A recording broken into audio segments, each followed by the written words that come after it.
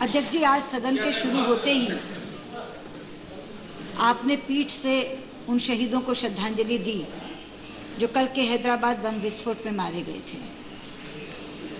अध्यक्ष जी, ये बहुत ही दुर्भाग्यपूर्ण हादसा है, बेहद दर्दनाक और शर्मनाक भी।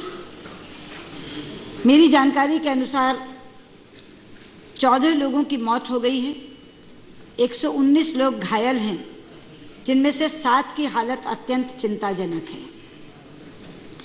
अध्यक्ष जी, ऐसे प्रसंग एक दूसरे पर दोषारोपण करने का अवसर नहीं देते, बल्कि एकजुट होकर, दृढ़ संकल्पित होकर आतंक का सामना करने का अवसर देते हैं। लेकिन वो सामना करना तभी संभव है जब हमारी सोच में आतंक से लड़ने की समानता हो। मुझे केवल दुख इस बात का है कि देश में एक सम सोच, एक समान सोच आतंक से लड़ने की नहीं बन रही। बहुत बार आतंकवादियों के मानवाधिकारों की पैरवी करते हुए हम उनके खिलाफ नरमी बरतने की बात करते हैं। बहुत बार केंद्र सरकार केवल ये जानकारी देकर राज्य सरकार को कि आपके यहाँ ऐसा हो सकता है, अपने कर्तव्य की इतिश्री कर लेती है, जैसा कि इस केस में भी हुआ है। स्वयं गृह मंत्री ये कह रहे हैं कि हमने जानकारी दी थी। पहले भी बहुत बार ये हुआ कि केंद्र सरकार ये कहती है कि हमने जानकारी दी थी, लेकिन अगर जानकारी होने के बाद भी घटना घटती है तो दोष दुगना हो जाता है।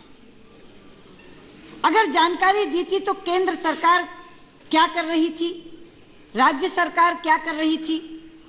अगर जानकारी के बावजूद, और ये जानकारी के बावजूद कि वह रेकी हुई थी, आतंकवादी अपना काम करने में सफल हो जाते हैं, निर्दोष लोगों को मारने में सफल हो जाते हैं, तो क्या हम केवल जानकारी देकर हाथ पर हाथ धरे बैठे रह सकते हैं? ये ऐसे प्रश्न हैं जो हर बार जब आतंकवादी घटना होती है तो सामने खड़े होते हैं।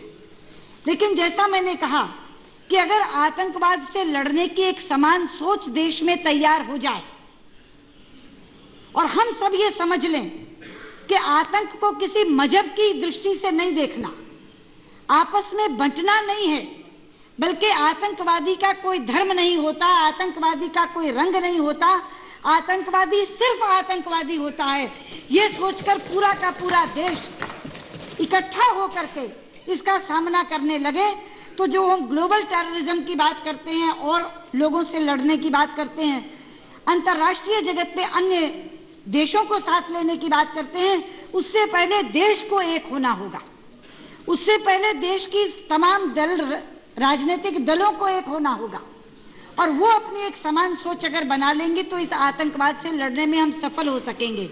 हम इंतजार कर रहे थे कि शायद आज सदन शुरू होने से पहले गृह मंत्री आएंगे और वो तथ्यों से हमें अवगत कराएंगे और क्या उन्होंने किया है और क्या अब तक की जानकारी है, सदन को इसकी जानकारी मिलेगी।